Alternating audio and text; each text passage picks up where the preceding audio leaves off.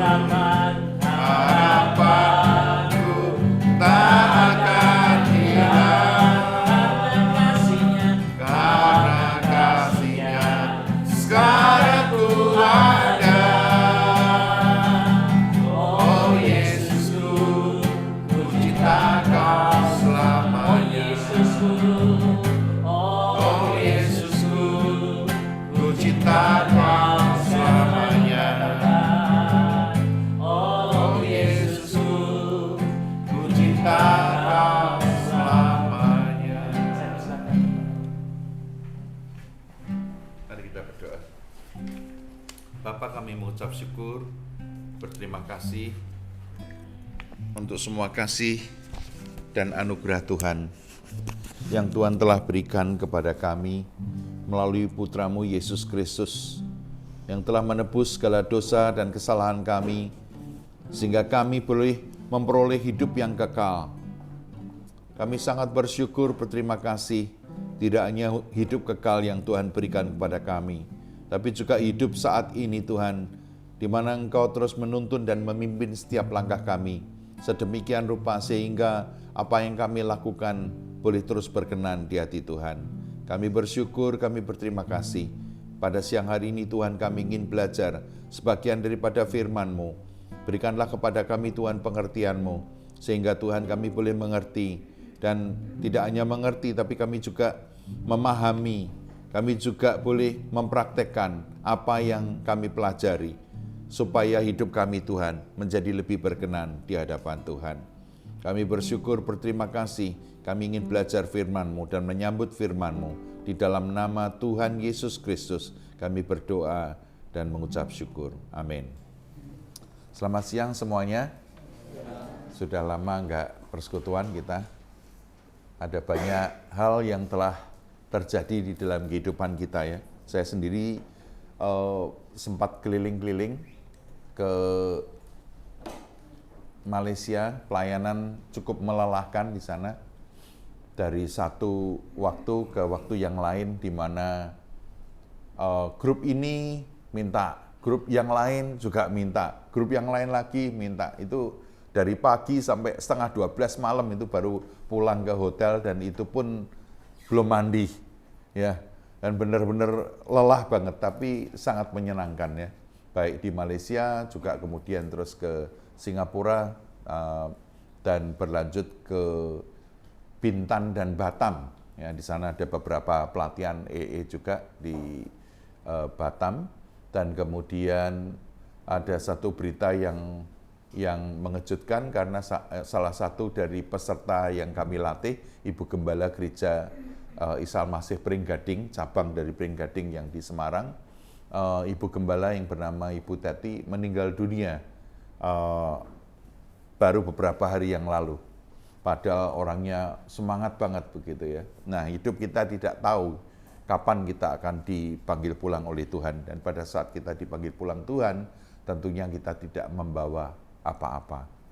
Pada siang hari ini kita akan belajar satu topik, yaitu yang berjudul True Repentance. Bahasa Indonesianya adalah pertobatan yang benar. Nah, ini ada satu kisah yang menarik sekali, yaitu cerita tentang honest thief. Honest itu artinya jujur, thief itu artinya pencuri. Jadi pencuri yang jujur. Satu kisah di mana seorang ini yang bernama Tom Dolan, ini adalah seorang perampok. Orang ini perampok dan luar biasa pinternya merampok bank, sehingga dia bisa mengumpulkan banyak sekali uang tanpa harus tertangkap, begitu. Tapi anehnya sekalipun dia berkali-kali merampok bank dan tidak pernah tertangkap, dan hasil rampokannya itu jutaan dolar, ya, saya baca kisahnya itu 9 juta US dollar, kira-kira 150 miliar, gitu ya. Ini kalau dikasihkan unaki 150 miliar, dibelikan kerupuk, waduh, kita makan kerupuk sampai batuk-batuk nggak pernah habis itu. Terlalu banyak uang itu, 150 miliar. Tetapi seorang yang bernama Tom Dolan ini yang adalah perampok jitu ini, suatu saat dia mengaku dan bahkan bersedia ditangkap oleh polisi karena kehendaknya sendiri dan menyerahkan diri kepada polisi itu, tapi dengan satu catatan. Maksudnya apa ini ya? Dan dia mengatakan bahwa dia kepingin menjalani hidup baru. Kenapa begitu? Nah, ini aneh ini ya. Selama ini tidak pernah tertangkap dengan hasil jutaan dolar, 9 juta US dollar, dan bahkan dia sangat hebatnya, sangat pinternya merampok itu tidak pernah bisa ketangkap begitu. Tapi anehnya tiba-tiba dia menyerahkan diri. Ada apa ini? Pertanyaan kita semua pasti, why? It's very unusual. Ya, sangat tidak normal ini. Mestinya dia lebih baik pergi jauh-jauh meninggalkan tempat di mana dia tinggal, bila perlu ke luar negeri, habis itu dia hidup senang aja di sana begitu. Karena memang tidak pernah tertangkap begitu. Tapi dia menyerahkan diri kepada polisi. Lalu polisi pun bingung. Ini orang yang kita cari-cari tiba-tiba nongol. Ya. Tiba-tiba menyerahkan diri. Ada apa ini? Begitu. Tapi dia memang meminta ada persyaratan-persyaratan yang harus dipenuhi sebelum dia menyerahkan diri. Nah, pertanyaan yang ditanyakan oleh Pak Polisi yang kepingin kita dengar jawabannya adalah mengapa dia mau menyerahkan diri? Ceritanya orang ini yang bernama Tom Dolan ini ternyata jatuh cinta kepada seorang perempuan. Dan dia kepingin menjalani kisahnya, hidupnya dia ini dengan perempuan yang dia sayangi dengan tanpa rasa penyesalan. Dan dia rela melakukan hal itu. Rupa-rupanya setelah diselidiki, perempuan inilah yang menyebabkan si Tom Dolan ini mau menyerahkan diri. Luar biasa ya. Kisah kasih daripada seorang perempuan ini tidak disebutkan namanya, tapi gara-gara perempuan inilah maka si Tom Dolan yang adalah perampok jitu itu mau menyerahkan diri. Dan bahkan dia mengatakan, aku berjanji tidak akan pernah merampok lagi. Dia mau menjalani hidup barunya bersama dengan kekasihnya yang namanya kita tidak tahu. Luar biasa ya, luar biasa. Nah, kisah ini memberikan inspirasi kepada saya, ya, memberikan inspirasi kepada saya. Kenapa sih kok orang ini benar-benar mau berubah begitu ya? Ya, a genuine change of heart. Ada suatu perubahan hati yang tulus, perubahan hati yang luar biasa. Dia benar-benar mengakui kesalahan-kesalahannya dia dan segala dosa-dosa yang telah dia perbuat, dan bahkan mau menyelesaikan masa lalunya itu dengan cara menjalani hidup baru. Nah, ini luar biasa, luar biasa. Nah, kita sebagai orang Kristen kadangkala berpikir, iya ya, kok orang itu bisa menjalani hidup dengan pertobatan hidupnya itu seperti itu. Sedangkan orang Kristen, ya, orang Kristen ini yang mengaku dirinya Kristen itu banyak kali tidak mencerminkan kehidupan Kristus yang ada di dalam dirinya. Tidak seperti Tom Dolan. Tom Dolan benar-benar dia mau berubah 180 derajat. Tom Dolan benar-benar ingin agar supaya dia menjalani hidupnya itu dengan pertobatan yang baru. Gara-gara dia mengasihi seorang perempuan.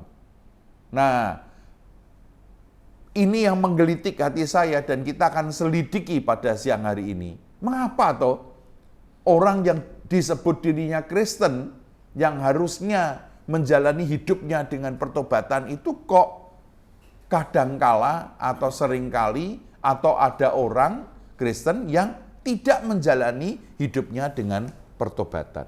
Kok bisa begitu? Kenapa toh? Karena saya percaya bahwa seseorang, entah itu laki-laki atau perempuan, yang mengatakan dirinya bertobat ketika dia bertemu dengan Tuhan Yesus, maka hidupnya itu akan berubah secara drastis. Seperti Tom Dolan itu. Kalau Tom Dolan itu gara-gara perempuan yang dia kasihi, maka dia rela memberikan segala-galanya untuk perempuan yang dia kasihi. Sehingga dia bahkan menyerahkan tidak hanya uangnya yang 9 juta US dollar atau 150 miliar, itu tidak uang sedikit ya. Kadang kita dibohongin orang atau ditipu orang, sedikit aja kita marah-marah. Ini 150 miliar rupiah atau 9 juta US dollar. Tapi dia rela bahkan memberikan. Secara sukarela memberikan hal itu. Nah, saya percaya bahwa kalau seseorang jatuh cinta kepada seseorang, maka dia akan rela melakukan apa saja untuk orang yang dia cintai. Nah, demikian pula dengan Tom Dolan ini, dia rela memberikan 9 juta US dollarnya, bahkan dia rela menjalani kehidupan berikutnya di penjara gara-gara perempuan ini. Luar biasa ya. Pertanyaan saya, apakah kita rela melakukan apapun juga untuk Yesus karena kita cinta Yesus? Benar nggak? Pertobatan kita ini benar nggak? Karena kalau benar, maka kita rela melakukan apa saja untuk orang yang kita kasih, kita sayangi. Ya ini Pak Alek ini punya anak 2 ini. Hasil kolaborasi dengan Putri itu punya anak 2. Ya nggak tahu kalau dengan orang lain. Ada nggak ya? Nggak ya? Cuman berguru aja. Nah, saya percaya Pak Alek akan melakukan apa saja untuk kedua anaknya. Willy hari ini punya peristiwa yang tidak boleh dilupakan, yaitu anaknya ulang tahun yang pertama, bukan yang kedua ya. Yang pertama, anaknya yang pertama ulang tahun yang pertama. Wah, ini peristiwa yang tidak mungkin dilupakan oleh Willy. Orang lain boleh lupa, tapi Willy tidak, gitu ya. Dan Willy akan lakukan apa saja. Kalau ini putrinya misalnya minta pisang gitu ya, pasti akan dikasih. Oh enggak, pisang pasti dimakan sendiri dia, karena dia kekurangan pisang gitu ya. Nah ini pasti dia akan lakukan apa saja untuk putrinya. Kenapa? Karena dia mengasihi putrinya.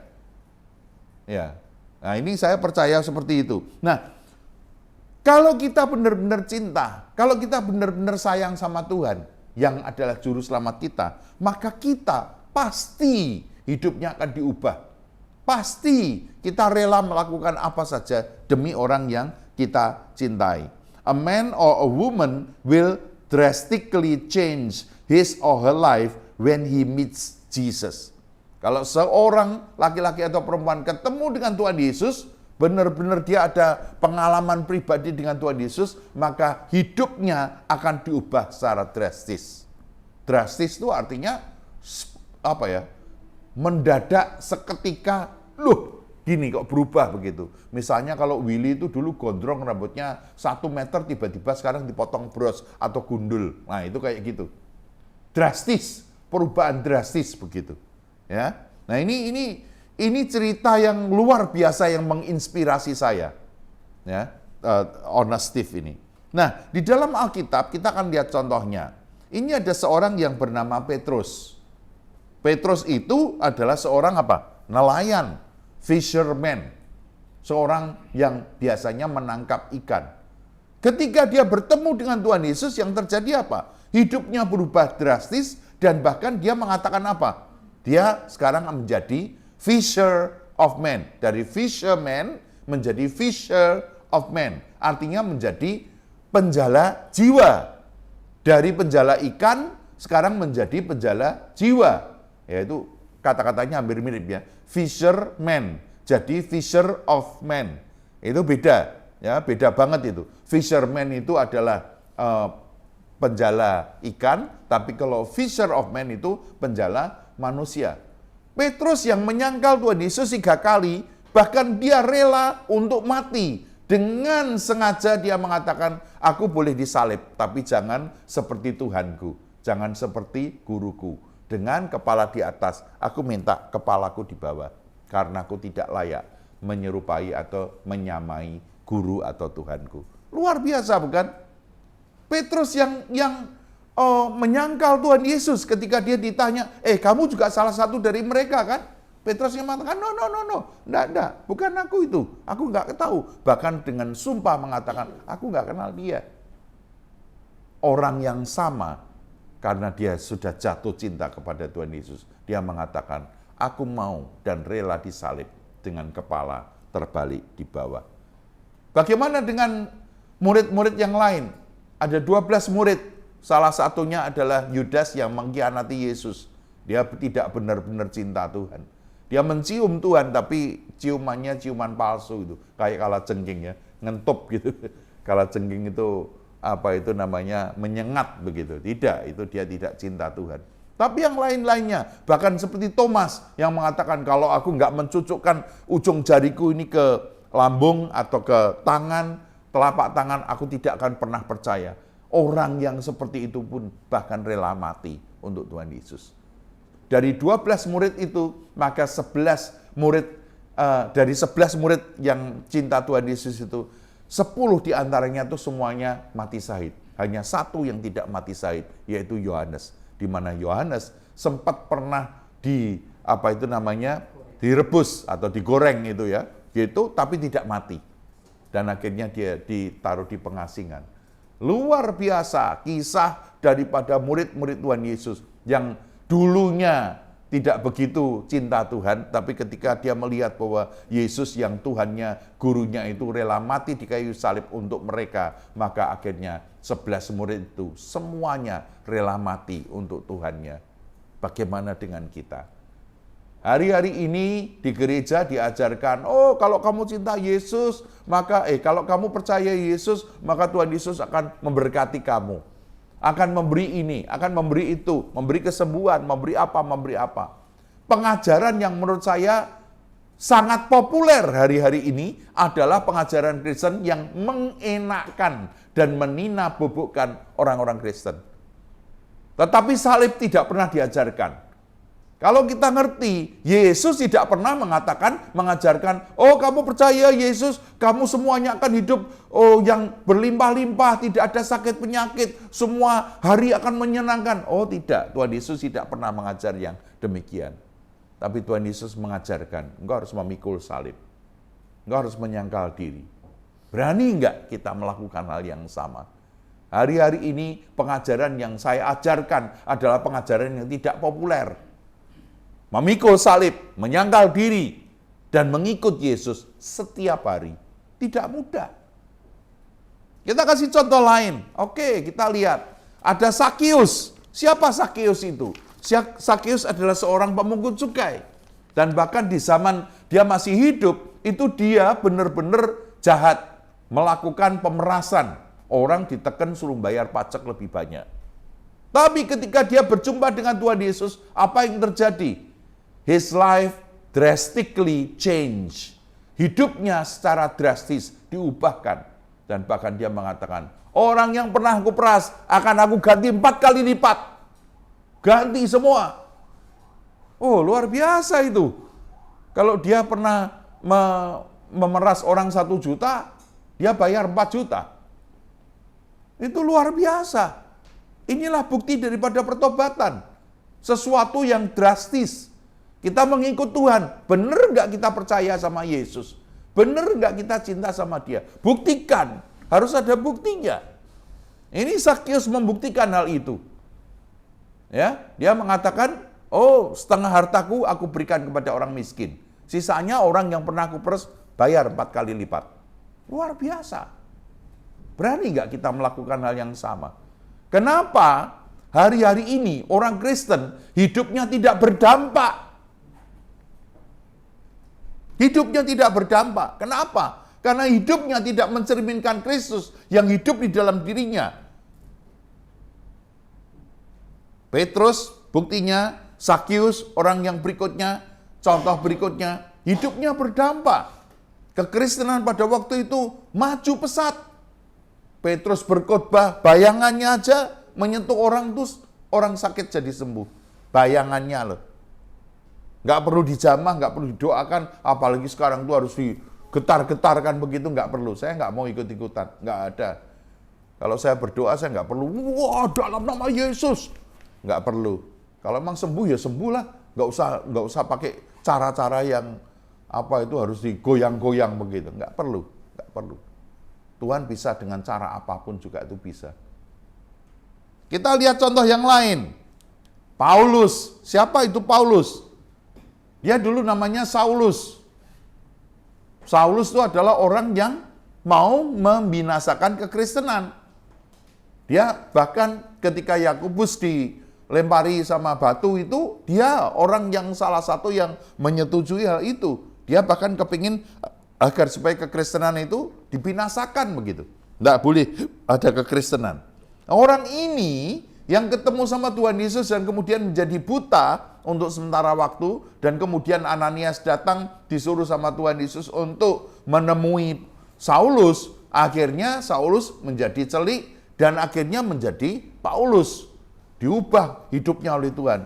Orang yang akan membinasakan iman Kristiani, orang yang sama justru sekarang membela kekristenan itu dengan dahsyat dan luar biasa. Bagaimana dengan hidup kita? Adakah kita berdampak? Adakah orang di tetangga kiri kanan kita itu melihat bahwa oh ini loh orang Kristen. Oh ini loh orang yang baik. Oh ini loh orang yang cinta Tuhan. Saya kasih contoh lagi, satu lagi terakhir. Yaitu Samaritan Woman. Mari kita baca Yohanes 4 ayat 39. Boleh minta tolong Pak Ongen untuk membacakan buat kita. Yohanes 4 ayat 39.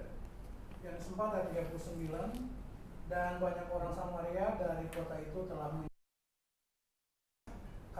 perkataan perempuan itu yang bersaksi. Ia mengatakan kepadaku segala sesuatu yang telah kuperbuat. Siapa orang perempuan ini? Ini adalah WTS. Wanita tunasusila. Orang yang derajatnya rendah. Orang yang kalau ada misalnya ini cowok-cowok atau bapak-bapak dekat dengan perempuan itu, maka ibu-ibunya pasti nggak suka. Pasti nggak suka. Orang yang dihindari di masyarakat. Tapi ketika dia bertemu dengan Tuhan Yesus, makanya sebenarnya kalau kita baca di dalam Yohanes pasal 4 itu, perempuan Samaria ini ngambil airnya jam berapa? Jam 12 siang, panas. Orang sudah nggak mau keluar siang hari panas-panas untuk mengambil air. Tapi perempuan ini justru keluar pada saat yang sepi. Karena pagi-pagi udah ada banyak orang, pasti dia akan dicemooh, pasti dia akan dihindari. Oleh sebab itulah dia siang-siang keluar ambil air. Dan pada saat dia bertemu dengan Tuhan, Tuhan mengubah hidupnya. Tiba-tiba dia menjadi saksi yang luar biasa. Saya mau tanya ini, kita ini orang Kristen sudah pernah bersaksi belum? Jangan-jangan kita ini kekristenannya kekristenan yang abal-abal. Kenapa? Kalau kita benar-benar diselamatkan oleh Tuhan, harusnya kita menjadi saksi Tuhan dong. Benar nggak? Kalau kita lihat kecelakaan di luar misalnya, di luar Unaki sini ada kecelakaan, bisa nggak kita menjadi saksi? Apa syarat seseorang menjadi saksi?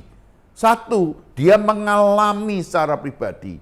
Kalau kita tidak pernah tahu ada kecelakaan di depan Unaki, kalau kita ditanya, apakah benar ada kecelakaan di depan Unaki? Kita mengatakan, kata orang, ada kecelakaan di depan Unaki. Loh kan kamu kerja di Unaki? Iya, tapi aku ada di lantai 5, aku di lantai 4, aku nggak lihat.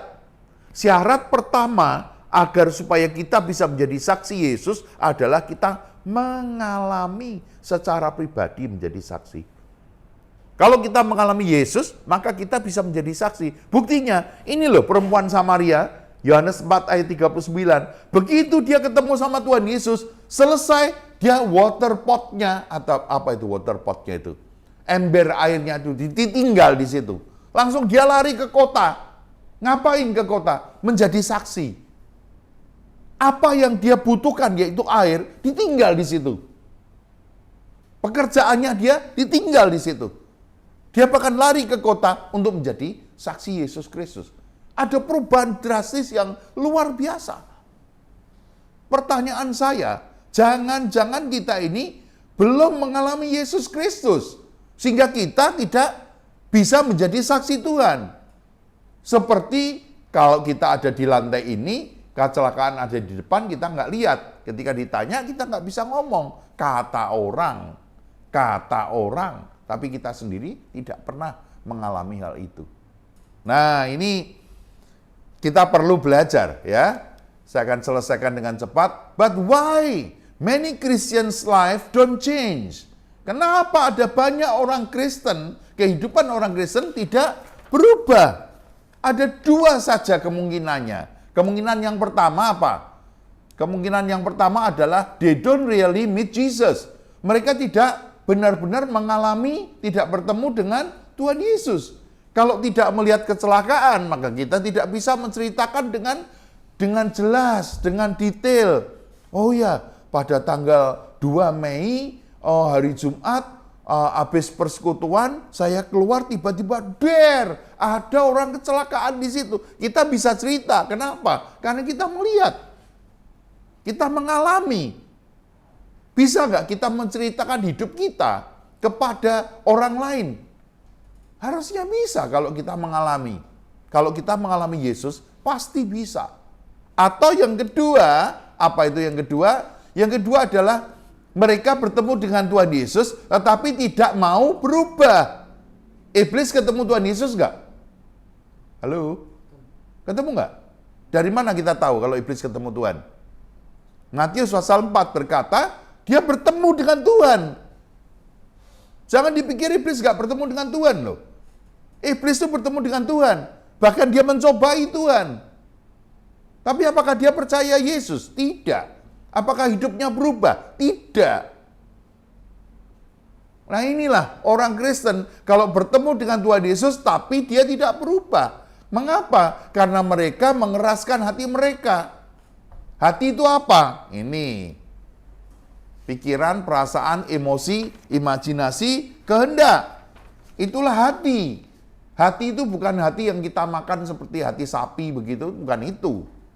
Hati itu pikiran, perasaan, emosi, imajinasi. Kalau orang sakit hati, kalau hatinya tidak beres, kalau pikirannya tidak beres, orang yang sakit jiwa, hati sama dengan jiwa, sama. Wah, kalau ini misalnya ini Bu Emi ini tiba-tiba saya misuh-misuh nih, marah-marah sama Bu Emi tanpa sebab. Kira-kira Bu Emi marah nggak? Marah. Sakit hati nggak? Sakit. Yang sakit apanya, Bu? Apakah, waduh, siniku kok sakit gitu, cari hatinya di mana? Enggak. Bukan itu, pikirannya, tidak bisa tidur. Piye yo Pak Andoko biasanya senyum sama saya kok tiba-tiba ini misu-misu sama saya. Cerita sama Mas Bambang. Itu mungkin sebulan nggak habis-habis tuh cerita sama anaknya, sama tetangganya. Kok jahat ya Pak Andoko tuh sama saya sekarang kok gini. Kenapa? Hatinya sakit. Ngomong terus. Pikirannya, perasaannya sakit nggak?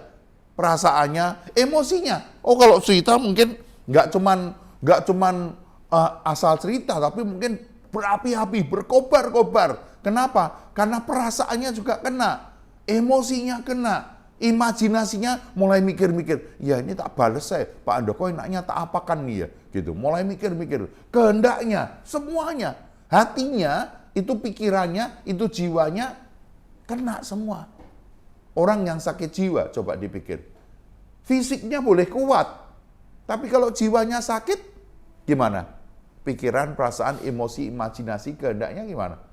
Suruh makan nggak mau, suruh pakai pakaian nggak mau, suruh apa nggak mau, malas-malesan, sudah nggak karu-karuan, kepalanya dibentur-benturkan tembok. Kenapa? Karena emosinya, pikirannya, kehendaknya, semuanya itu kena. Gitu. Nah inilah, kalau kita mau berubah, maka pikiran, perasaan, emosi, imajinasi, kehendak kita ini harus diubahkan. Knowledge tidak cukup. Kita membaca Alkitab, itu mempengaruhi pikiran kita. Betul. Itu kita baru pengetahuannya. Setelah pengetahuannya, apa? Kita harus setuju. Pak Ongen ini pengajar EE. Ya, kalau ngajar unit iman, itu ada 3 apa itu namanya? 3 hal, 3 apa itu namanya? 3 unsur. 3 unsur iman. Apa itu? Persetujuan, pengetahuan, persetujuan, pengandalan. Ada 3 ini. Pengetahuan dengan baca bisa. Ya, dengan baca dimengerti, pengetahuan kita bertambah. Juga persetujuan. Persetujuan bagaimana? Setelah kita tahu, kita bisa menyetujui dengan akal sehat kita. Tapi sebelum kita mengandalkan, ada satu yang namanya apa? Pengenalan. Makanya di EE diajarkan, kalau kita mau memiliki iman yang menyelamatkan, itu tahu, setuju, mengenal, dan mengandalkan. Ada unsur pengenalan di sana. Pengenalan itu hanya bisa kita dapatkan kalau kita hidup bersama-sama dengan orang tersebut. Saya kenal istri saya karena saya sudah hidup bersama dengan dia. Dia 41 tahun. Saya tahu, oh ini orang ini lagi lapar, orang ini lagi apa. Enggak usah ngomong aja kita tahu. Dari mana tahu? Karena saya hidup bergaul bersama dengan dia. Kita harus hidup bergaul dengan Tuhan. Makanya baca Alkitab tok nggak cukup. Tahu Alkitab tok nggak cukup. Iblis pun tahu. Kita juga harus perlu menyetujuinya. Kita juga perlu akhirnya mengenal dan mengandalkan. Kenapa kita bisa mengandalkan? Karena kita kenal.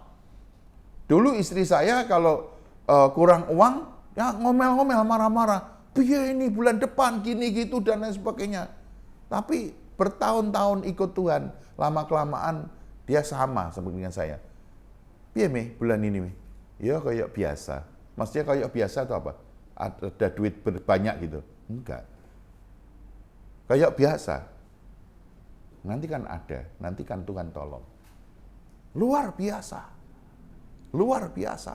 Dan Tuhan bertahun-tahun, berpuluh-puluh tahun tidak pernah meninggalkan saya. Karena kasih dan kemurahan Tuhan. Saya kenal siapa Yesus. Tidak mungkin dia meninggalkan saya. Iblis berusaha untuk begini begitu.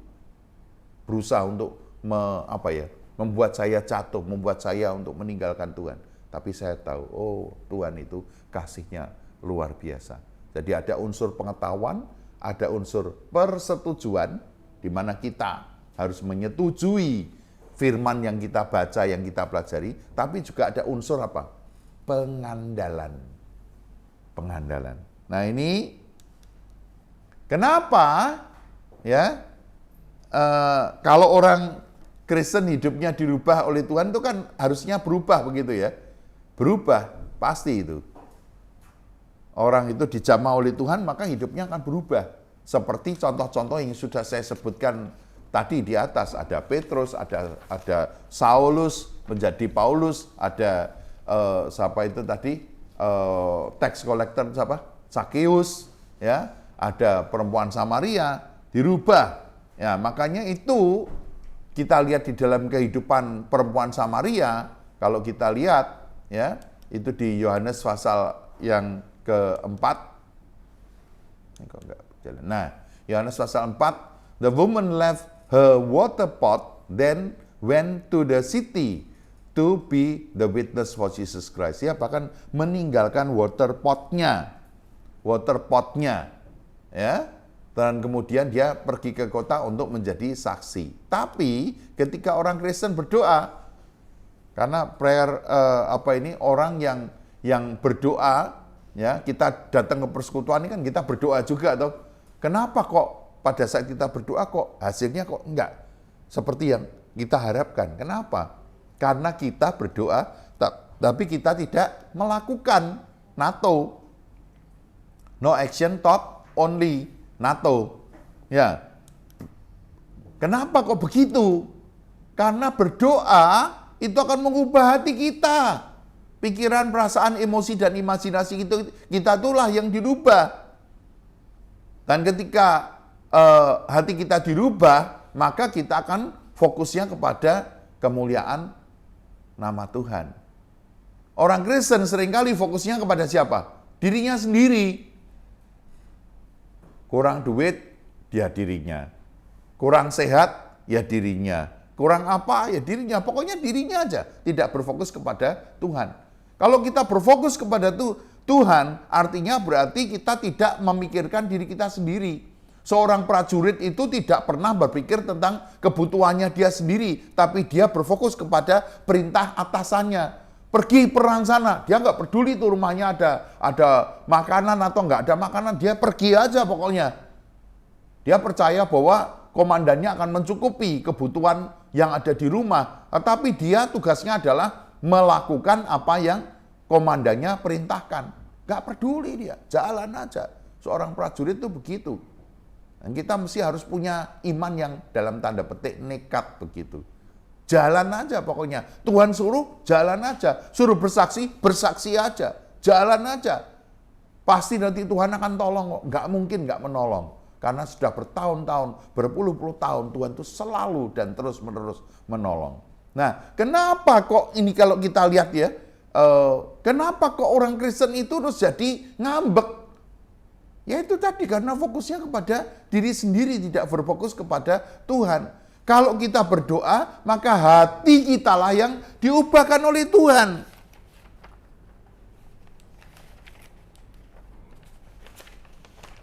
Di dalam Kisah Para Rasul, orang-orang di sana itu berdoa. Dan sesuatu terjadi. Tetapi ketika orang Kristen berdoa, kenapa tidak ada yang terjadi? Kenapa? Gereja-gereja itu banyak hari ini. Tapi kenapa kok Tuhan seolah-olah tidak menjawab doa mereka? Orang Kristen berdoa tapi nothing happen. Tidak ada yang terjadi. Ya, kenapa? Karena Tuhan mau mengubah mereka, mereka tidak mau. Tidak mau diubah hatinya, ya susah kalau begitu. Dia mau-maunya sendiri. Dia mau Tuhan menjadi alat bagi dirinya untuk memenuhi keperluannya dia. Bukan dia yang menuruti perintah Tuhan, tapi dia minta Tuhan yang menuruti perintahnya. Hari ini saya berdoa sama Tuhan. Tuhan, aku minta agar supaya ada propertiku yang laku. Sampai dengan hari ini belum laku-laku. Ya sudah, masa bodoh. Tuhan tahu nggak? Tahu. Dan kita harus percaya bahwa pimpinan akan tuntunan Tuhan itu pasti. Ya sudah, saya pun belajar untuk hidup berserah kepada Tuhan, menuruti apa kata Tuhan, dan tidak berfokus kepada diri sendiri. Kita yang harus berubah. Kenapa kamu kok berdoanya begitu? Ubahlah doamu ya Tuhan, ubahlah hatiku Tuhan. Supaya aku menuruti tuntunan Tuhan. Jangan-jangan Tuhan tidak kepingin saya jual properti, kan bisa juga. Biarin aja properti itu. Nah nanti kalau kurang gimana? Masa Tuhan akan membiarkan? Kan nggak mungkin. Tuhan pasti akan memenuhi. Caranya gimana? Nggak tahu. Siapa tahu tiba-tiba ada orang yang kaya raya terus bilang gini, oh Handoko kamu butuh apa? Begini begitu, dan kemudian dikasih duit sama kita. Bisa nggak? Semua bisa. Apapun yang Tuhan mau lakukan itu bisa. Yang di luar nalar kita bahkan. Amin. Oleh sebab itu, jangan pernah menggurui Tuhan. Jangan pernah berfokus kepada diri sendiri, tapi berfokuslah kepada Tuhan. Mintalah supaya Tuhan mengubah, menjamah hidup kita. Oke? Nah, ini menjadi perenungan buat kita pada siang hari ini.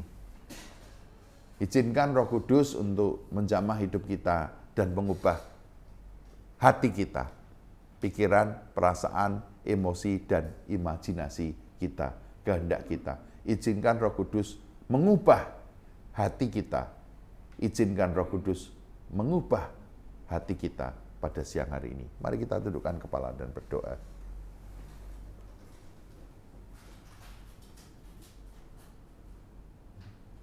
Biar masing-masing kita merenungkan firman Tuhan, minta kepada Roh Kudus untuk berbicara kepadamu masing-masing. Izinkan Roh Kudus untuk berbicara kepadamu.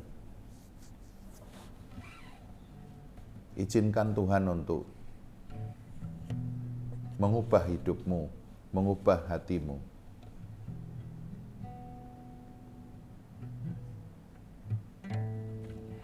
Kadangkala Tuhan tidak menjawab doa kita. Maksud saya, kadangkala Tuhan tidak mengabulkan permintaan kita. Kalau hal itu terjadi, artinya Tuhan punya rencana yang lebih baik.